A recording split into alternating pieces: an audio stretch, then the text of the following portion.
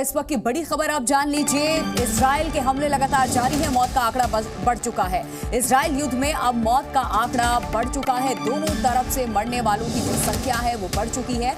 Israel युद्ध में मौत का आंकड़ा अब बढ़ चुका है और गाजा में किसी भी तरीके की कोई भी सहायता से इजराइल ने इनकार कर दिया। दोनों तरफ मरने वालों का जो आंकड़ा है वो लगातार बढ़ चुका है। अब तक की अगर हम बात करें 6100 लोगों की जान जा चुकी है इस युद्ध में। इजराइल युद्ध में मौत का आंकड़ा बढ़ा। लगातार इजराइल हमास के बीच में छिड़ी जंग के बीच ये बड़ी खबर इस वक्त सामने आ रही है। हमास और इजराइल में युद्ध और वक्त के साथ और विध्वंसक होता जा रहा है ये युद्ध।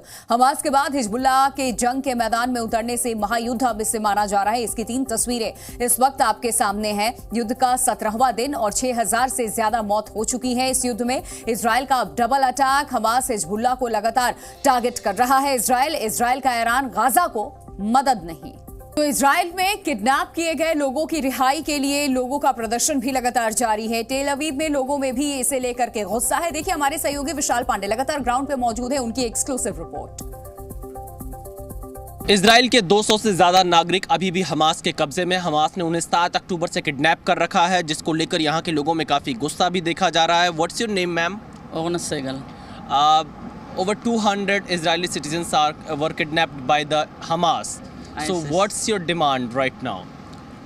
First of all, freedom, and then speak about all the demands. This is citizens like your people that are citizens, so they must come home immediately, and then we can speak about all. And what's your other message things. to the Netanyahu government? Bring them back immediately. Bring them. There's no other thing that we should do now, just to bring them back. I look at my grandchildren here, and I cannot even think about any children can be now that kidnap and maybe do some more terrible things like now.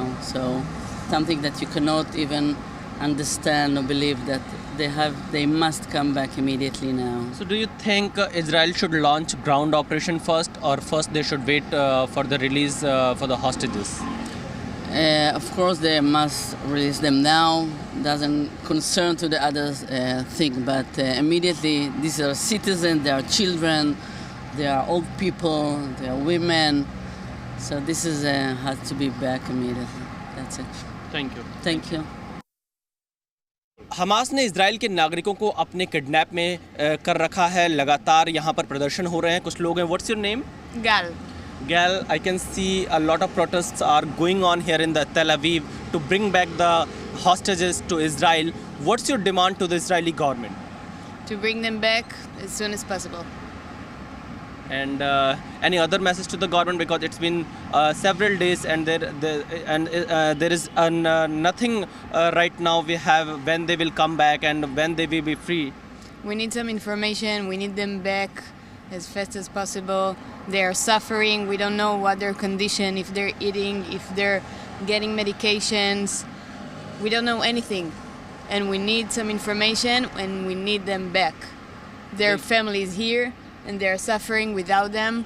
They don't know nothing about them and it's not okay. It's not okay.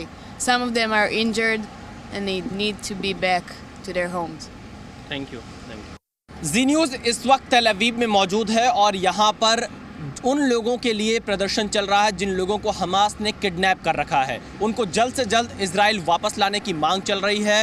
रोज़ सुबह से यहाँ पर लोगों का इकट्ठा होना शुरू हो जाता है। यहाँ एक कैंडल जलाया गया है और लोगों को वापस लाने की अपील की जा रही है। इजरायली झंडे यहाँ पर लगाए गए हैं और लोग यहाँ पर पहुँच जाते हैं और वो यही मांग कर रहे हैं कि हमारे अपनों को जल्द से जल्द वापस लाया जाए, क्योंकि 7 अक्टूबर से हमास ने इजरायली नागरिकों को अपने कब्जे में ले रखा है, जिन्हें गाजा पट्टी अपने साथ ले गए थे, और कुछ विदेशी नागरिक भी हमास के कब्जे में बताए जा रहे हैं। हालांकि हमास ने 2 अमेरिकी नागरिकों को रिहा किया है, जिसमें कतर और मिस्र की मध्यस्थता शामिल थी। उसके बाद उन 2 अमेरिकी नागरिकों को रिहा किया गया था, लेकिन अभी भी 220 से ज़्यादा इजरायली और विदेशी नागरिक हमास के कब्जे में हैं। किस हाल में हैं वो, कैसे हालात हैं, क्या उन्हें खाना पानी मिल रहा है, क्या उन्हें इलाज मिल रहा है, क्या वो बहुत ज़्यादा घायल स्थिति में हैं क्योंकि अपनों से दूर है, और यही चिंता यहाँ इन्हें तेल अवीव में दिखाई पड़ रही है। और इसीलिए कुछ इस तरह के पोस्टर्स के साथ में आप देखिए एवरी लाइफ काउंट्स, इस तरह के पोस्टर यहाँ पर लगाए गए हैं जो लोग हाथों में लेकर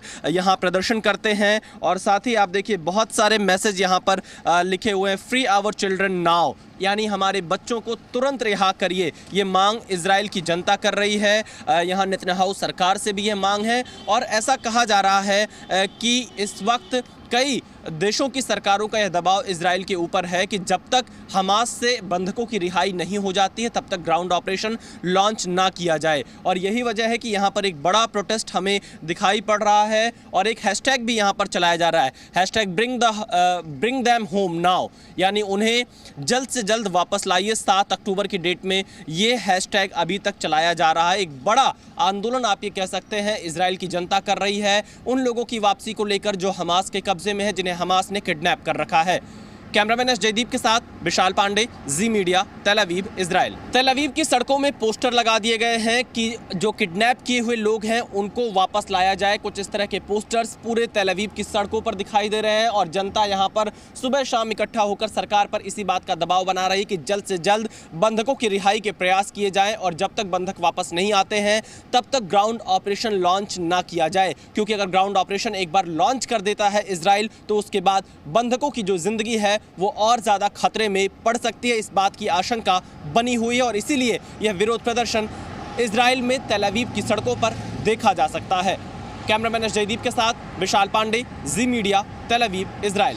इस वक्त मैं तेल अवीव में मौजूद हूं, और तेल अवीव की सड़कों के किनारे इस तरह की तस्वीरें लगाई गई हैं और जिसमें लोगों को रिहा करने की मांग की जा रही है जिसे हमास ने किडनैप कर रखा है। पहली तस्वीर में यहाँ पर मिया शैम की देख रहा हूँ, जो इजरायली फ्रेंच है, 21 साल की, जिन्हें हमास ने रिम म्यूजिक फेस्टिवल से अपने कब्जे में लिया था। और साथ ही आप देखिए यहाँ पर बहुत सारी तस्वीरें लगाई गई हैं, कई मैसेज लिखे गए हैं, prisoner deal all for all, साथ ही ब्रिंग देम बैक तस्वीरों के साथ में ये लगाया गया किडनैप्ड बाय हमास। कुछ इस तरह की डिमांड यहाँ पर सरकार से की जा रही है कि जल्द से जल्द इन नागरिकों की वापसी की जाए। और यहाँ साथ ही इजराइल के झंडे भी लगाए गए हैं। बहुत बड़ा प्रदर्शन इजराइल में तेल अवीव में चल रहा है लोगों की रिहाई को लेकर, क्योंकि 220 लोग किस हालात में हैं, उनके परिवार के लोगों पर क्या बीत रही है, वो जिंदा हैं भी कि नहीं है, उन्हें खाना पानी मिल पा रहा है कि नहीं मिल पा रहा है, ये बहुत बड़ा यहाँ पर संकट है। और इसी संकट के बीच ये लिखा गया है, देखिए बच्चों ने हाथ से लिखा है, ब्रिंग देम होम नाउ, उन्हें जल्द से जल्द घर लाइए, ऑल फॉर ऑल नाउ। और इस तरह के मैसेज यहाँ पर दिए गए हैं। एक बड़ा संदेश यहाँ तेल अवीव की जनता दे रही है सरकार को कि जल्द से जल्द बंधकों की रिहाई कराई जाए, क्योंकि यह युद्ध जारी है। 7 अक्टूबर से इस युद्ध की शुरुआत हुई है, और इस युद्ध में अब तक इजराइल के 1400 नागरिकों की मौत, 3500 से ज़्यादा नागरिक घायल बताए जा रहे हैं, और साथ ही 220 से ज़्यादा नागरिक अभी भी हमास के कब्जे में हैं। और इसीलिए ये बंधक जो हालात है वो और ज़्यादा चुनौतीपूर्ण बनता जा रहा है। कैमरामैन एस जयदीप के साथ विशाल पांडे, जी मीडिया, तेल अवीव, इजराइल। तो ये हमारे सहयोगी विशाल की आपने ग्राउंड रिपोर्ट देखी है। इस वक्त न्यूज रूम से हमारे संवाददाता कृष्ण मोहन मिश्रा अपडेट के साथ जुड़ चुके हैं, उनका भी रुख कर लेते हैं। कृष्ण मोहन मिश्रा, 17 दिन हो चुके हैं, 6000 से ज्यादा लोगों की मौत हो चुकी है, और इजराइल के सामने न सिर्फ अब हमास के आतंकवादी बल्कि हिजबुल्लाह आतंकी संगठन भी है।